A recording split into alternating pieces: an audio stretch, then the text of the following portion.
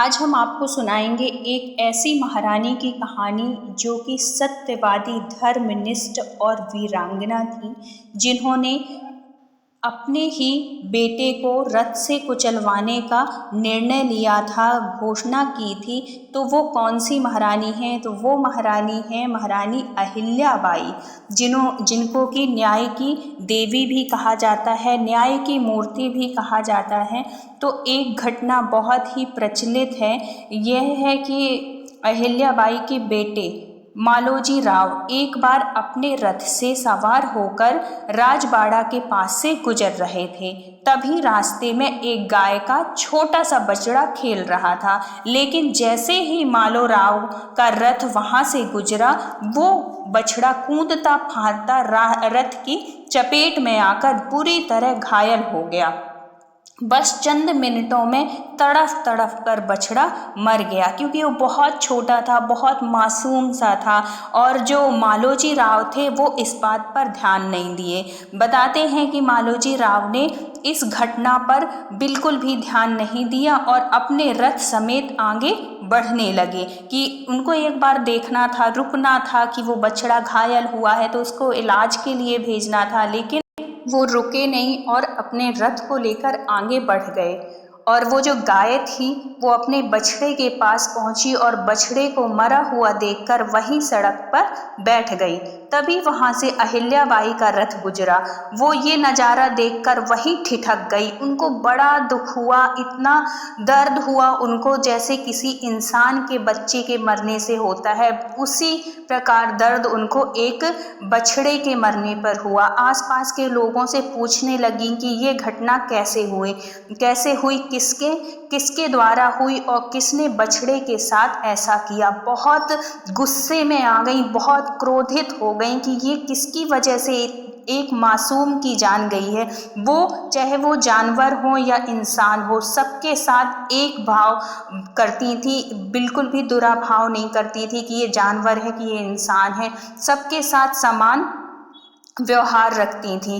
तो कोई भी उनके बेटे का नाम लेते हुए डर रहा था, कोई भी नहीं बता रहा था कि, क्योंकि उनको डर था, क्योंकि सब जानते थे कि ये जो न्याय होगा वही करेंगी, ये कभी भेदभाव नहीं करती थी। इस बात का सबको पता था, इसलिए कोई भी उनके बेटे का नाम नहीं ले रहा था।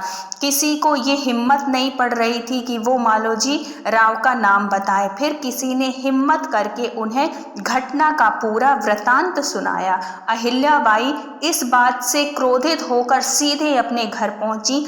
वहां अपनी बहू को बुलाया। उन्होंने अपनी बहू से पूछा कि अगर कोई माँ के सामने उसके बेटे पर रथ चढ़ा दे और रुके भी नहीं तो क्या करना चाहिए। उनके इस सवाल पर उनकी बहू मैनाबाई ने कहा कि ऐसे आदमी को मृत्यु दंड देना चाहिए, क्योंकि वो जो उनकी बहू थी ना, बहू भी बिल्कुल राजमाता के जैसे ही थी। उनका भी स्वभाव बिल्कुल राजमाता के जैसे था, न्यायप्रिय थी उनकी बहू भी। तो बहू की बात सुनकर वो काफ़ी देर सोचती रही कि क्या किया जाए। फिर जब वो सभा में पहुंची तो आदेश दिया कि उनके बेटे मालोजी राव के हाथ पैर बांध दिए जाएं और उन्हें ठीक वैसे ही रथ से कुचलकर मृत्यु दंड दे दिया जाए, जैसे गाय के बछड़े की मौत हुई थी।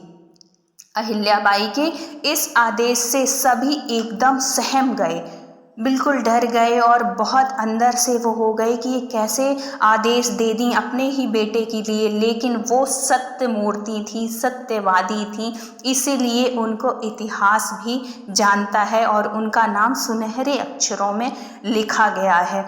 इसके आदेश को मानने की हिम्मत पर किसी में ना थी। कोई भी उस रथ की लगाम पकड़ने को तैयार नहीं हुआ। वो काफ़ी देर इंतजार के बाद खुद उठी और आकर रथ की लगाम थाम ली। लेकिन जैसे ही वो रथ को आगे बढ़ाने लगी, तभी एक ऐसी घटना हुई जिसे सभी के मन को झंझोर कर रख दिया, क्योंकि जैसे ही वो रथ को आगे बढ़ा रही थी, तभी वही गाय जिसका बछड़ा मरा था आकर उनके रथ के सामने खड़ी हो गई।